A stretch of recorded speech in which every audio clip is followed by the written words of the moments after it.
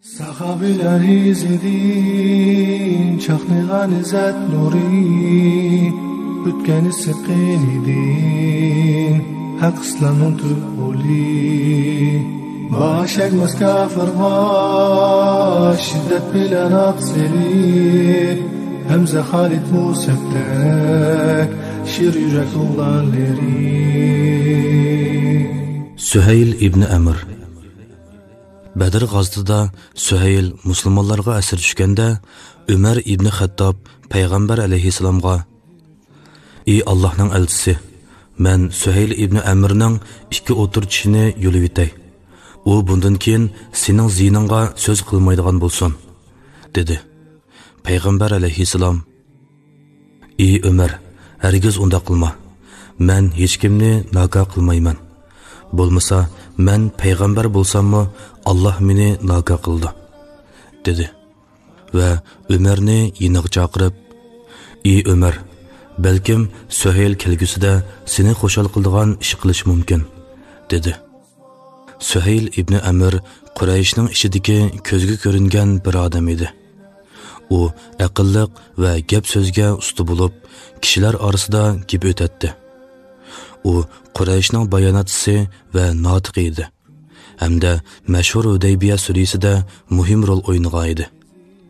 Hijrining 6-yilning oxiri payg'ambar alayhissalom va 1500 dak sahobalar Madinadan Makkaga umr qilishga mangdi.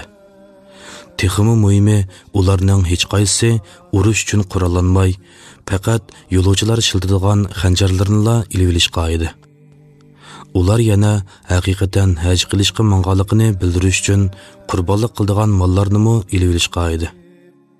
Quraysh ularning yiqilib kelayotganligini uqib, darhol urush qilishga tayyorlandi.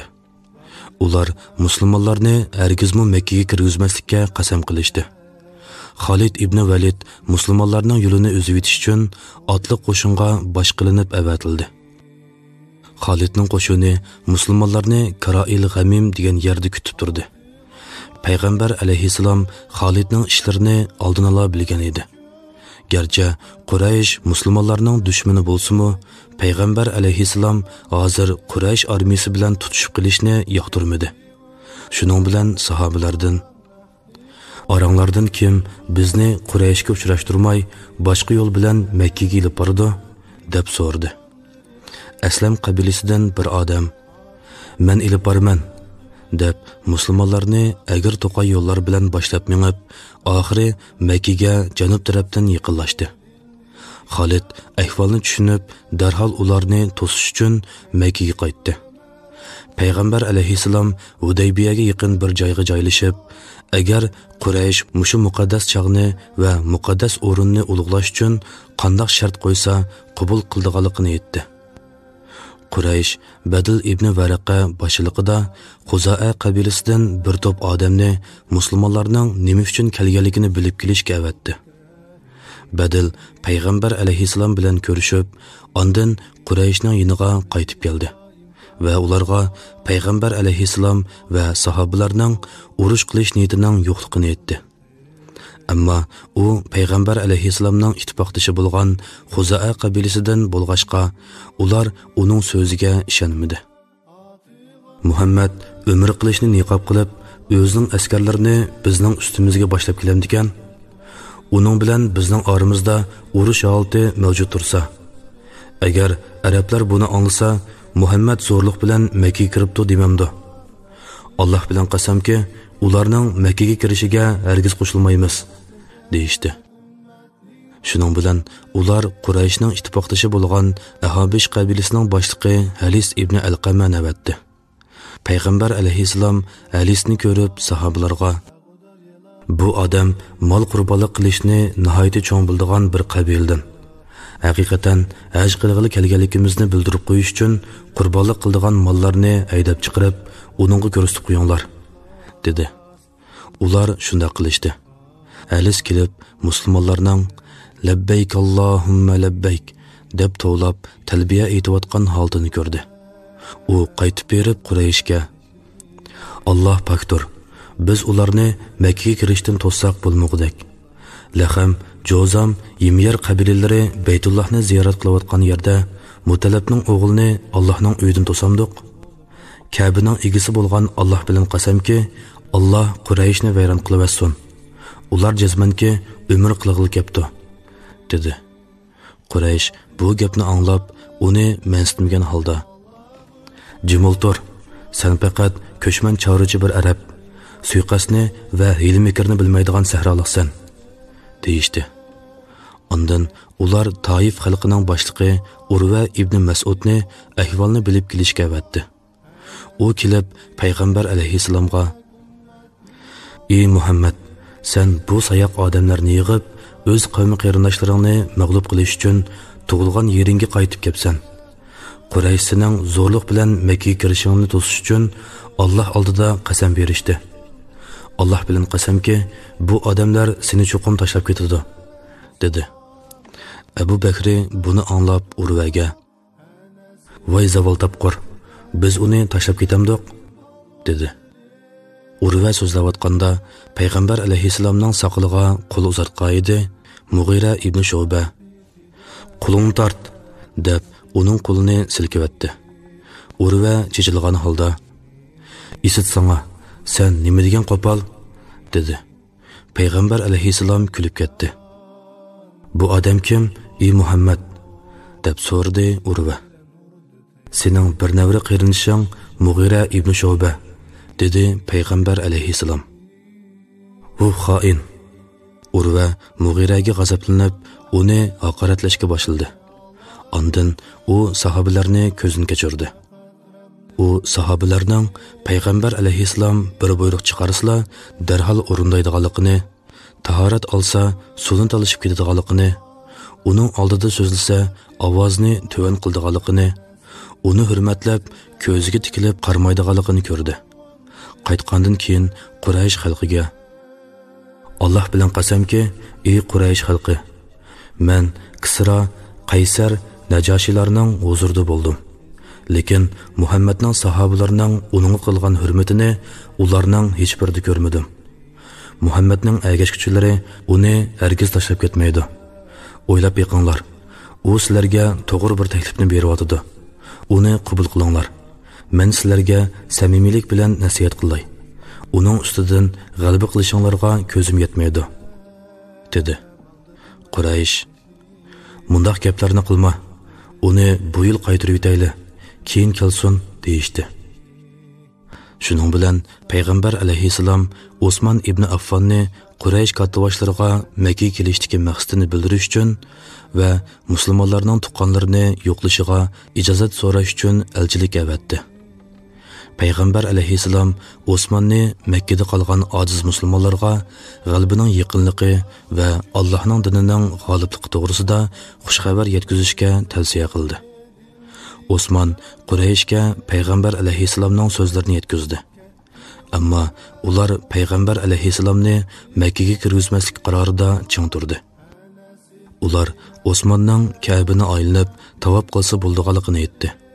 Ammo Osmon: "Payg'ambar alayhissalom tavob qilishdan cheklangan turuqliq, men tavob qilmayman", deb javob berdi. Ular Osmonni so'lab qo'ydi. Shuning bilan Osmon o'ltirilibdi degan xabar tarqaldi. Payg'ambar alayhissalom buni anglab, darhol pozitsiyasini o'zgartib: "Mushriklar bilan ilishmoqchi qaytmaymiz", dedi. Payg'ambar alayhissalom musulmonlarni urush qilish uchun bay'at qilishga chaqirdi. Jakarchi chiqib: "Ey xaloyiq, bay'at qilinglar", deb to'ldi. Ular payg'ambar alayhissalom o'ltirgan daraxtning ostiga yig'ilib, urush qilish to'g'riliq bay'at qilishdi. Uzun o'tmay payg'ambar alayhissalomga yiliqi tarqalgan gapning yolg'onligi ma'lum bo'ldi. Quraysh xalqi qo'rqib, Suhayl ibn Amirni Rasululloh bilan sulhilashib, payg'ambar alayhissalomni Makkaga kirmay, Madinaga qaytib ketishga ko'ndirishga avatdi. Suhayl aniqki o'zining so'zmanligi, qobilligi va sulhi tuzishdagi chechanligi sababidan bu ishga tanlab avatilgan edi. Payg'ambar alayhissalom Suhaylning kelayotganligini ko'rib, Qurayshning maydonini o'zgartganligini tushundi va ular sulhi qilishmoqchi bo'lib, bu odamni vatibdi, dedi. payg'ambar alayhissalom va Suhayl o'rtasidagi suhbat uzun davomlashib, oxiri prinsip jihatdan kelishim hosil qilindi. Umar va boshqalar kelishimning ba'zi moddalarini islom ishlariga ziyonliq, musulmonlar uchun bir mag'lubiyat deb qarab, nihoyatda norozi bo'ldi. Payg'ambar alayhissalom ularni rag'batlantirib, "Hargiz undaq emas. Men Allohning buyrug'iga hargiz xiloflik qilmayman. Allah meni hargiz tashlab o'tmaydi", dedi. Ondan u Ali ibn Abu Talibni chaqirib, sulhining mazmunlarini yozishga buyurdi. "Nihoyat shafqatlik va mehribon Allohning ismi bilan boshlayman", deb yozgan. Devdi Suhayl gap qistirib, "Men bu gapni uqmayman. Bismika Allohumma, ya'ni ey Alloh, sening isming bilan boshlayman" deb yozgan, dedi. Payg'ambar alayhissalom ma'qul bo'lib, Alini Bismika Allohumma deb yozishga buyurdi. Ondan Allohning elchisi Muhammad sallallohu alayhi va sallam Suhayl ibn Amr bilan shundoq deb sulh qildiki, deb yozgan, dedi. Suhayl rad qilib, "Agar men sening haqiqatan Allohning elchisi ekanligingga ishongan bo'lsam, sen bilan urushmagan bo'lardim. O'zining ismini va dadangning ismini yozgan", dedi. Payg'ambar alayhissalom buningga ma'qul bo'lib, Alini Muhammad ibn Abdullah Suhayl ibn Amr bilan shundoq deb sulh qildiki, deb yozishga buyurdi. Ular kishilarning biri-biriga ziyonkashlik qilmay, bexatar yashash uchun 10 yilgacha urush qilmaslik. Agar Qurayshdan bir kim o'zining valisining ruxsatisiz Muhammad tarafga qochib kelsa, Muhammad uni Qurayshga qaytarib berish. Muhammadning yinidan bir kim Qurayshga qochib borsa, Quraysh uni qaytarib bermaslik to'g'risida kelishim hosil qildi. Suhayl Makkaliklarning obro'yini saqlab qoldi. U bu sulhida imkon qadar Qurayshning manfaatini qo'llab qilmoqchi bo'ldi. Albatta, u bularni hurmatli payg'ambar alayhissalomning keng qo'rsoqligi bilan qila oldi. Hudaybiya sulhisi tuzilib, 2 yilgacha musulmonlar Qurayshdan xotirjam bo'lib, boshqa ishlar bilan mashg'ul bo'ldi. Ammo hijratning 8-yili Quraysh sulhining moddalariga xiloflik qilib, payg'ambar alayhissalomning ittifoqdoshi Xuza'a qabilasiga qarshi Banu Bakr qabilasiga yordam berdi. Payg'ambar alayhissalom Makkaga yurish qilish fursatiga erishdi. Ammo uning maqsadi qisos ilishli emas edi. 10,000 musulmon Ramazon oyida Makkaga to'plandi. Quraysh musulmon armiyasiga taqobil tura olmaydiganligiga ko'zi yetdi.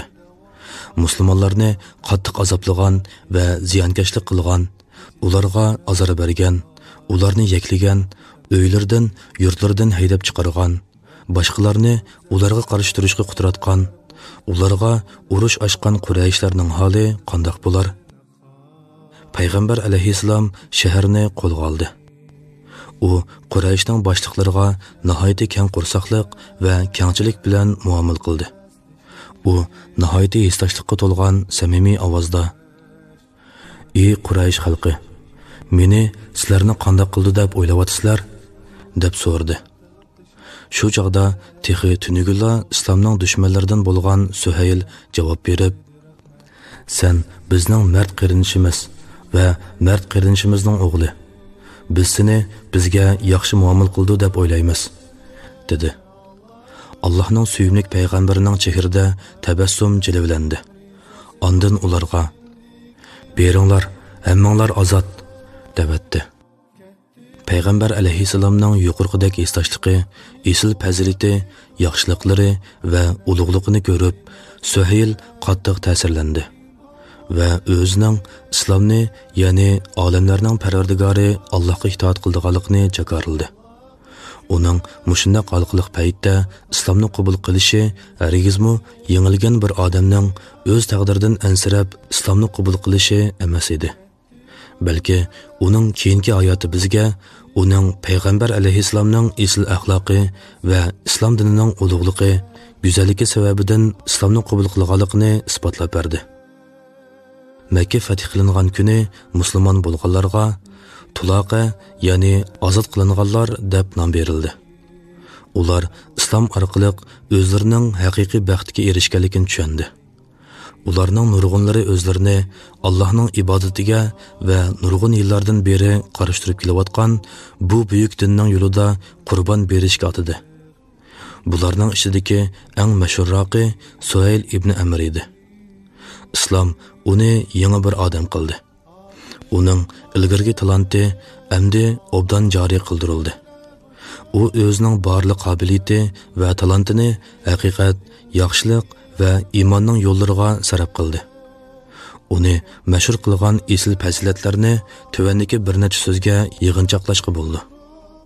Mehribonlik, sexiylik, doimlik ibodat, namoz o'qish, ro'za tutish, Qur'on tilovat qilish, Allohdan qo'rqib yig'lash.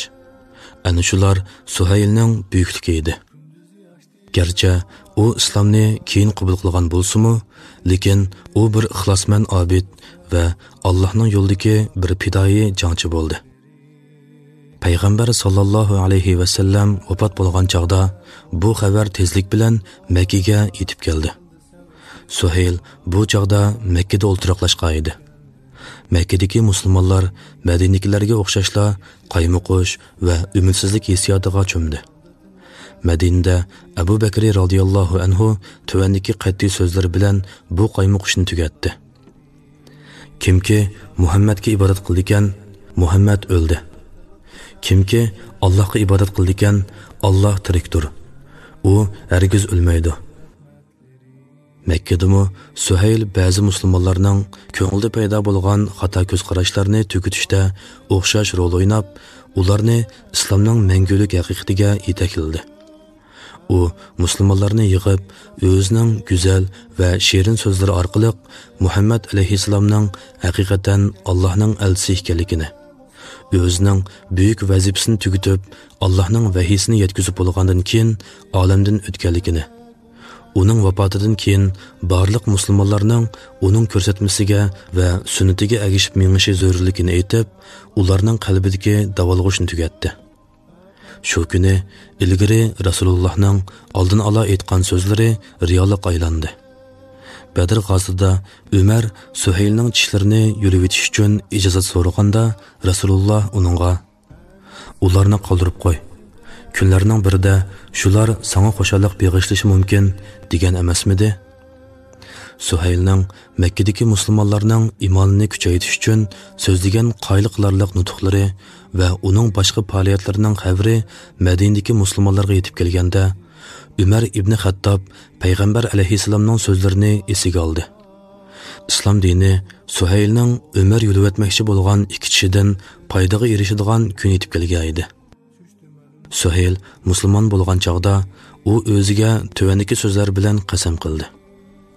O'zini islom uchun beg'ishlash, islom ishlari uchun o'zining umrini eng oz degandimi, u burun mushriklarning manfaatiga sarf qilganchilik sarf qilish. U ilgari mushriklar bilan billa nihoyatda uzun vaqtlarni butlarning oldida o'tkazgan edi. Hozir u mu'minlar bilan birlikda uzun vaqtlarni bir Allohning oldida namoz o'qish va ro'za tutish bilan o'tkazdi. Ilgari u mushriklar tarafda turib, islomga qarshi nurg'un urushlarda qatnashgan edi. Hozir musulmonlar armiyasiz turib, g'ayrat bilan jang qildi. Persiyaga va tangsizlik ekspluatatsiyaga to'lgan Vizantiya imperiyasiga qarshi urushda ajoyib qahramonliklarni ko'rsatdi. Mushu jangovarligi bilan u musulmonlar armiyasi bilan billa Suriyaga otlanib, Vizantiyaga qarshi ilib berilgan shiddatlik Yarmuk urushi qatnashdi. Suhayl o'zining tug'ilgan yurtini to'lim yaxshi ko'ratdi. Shundoq bo'lsa-mu, u musulmonlarning Suriyadagi g'alabasidan keyin Makkaga qaytib ketishni rad qildi. U mundaq dedi: "Men Allohning elchisining mundaq deganligini anglagan edim. Sizlarning biringlarning Alloh yo'lida bir qadam olg'a menishi uning uchun o'z oilasidagi dunyo ishlaridan ortiqdir." Ondan u qasam qildi: "Men toki vafot bo'lguncha Allohning yo'lida jihad qilguchi bo'laman. Hargiz Makkaga qaytmayman." U keyingi hayotida o'zining shu va'dasida chong turdi.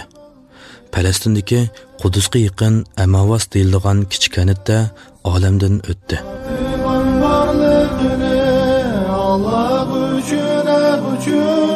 Faqat Rabbning rizasi dildagi armonlari Ketti Ömer Osman Nahdi qo'g'dab tek turib Anas ibn Nazildek ummatning polvonlari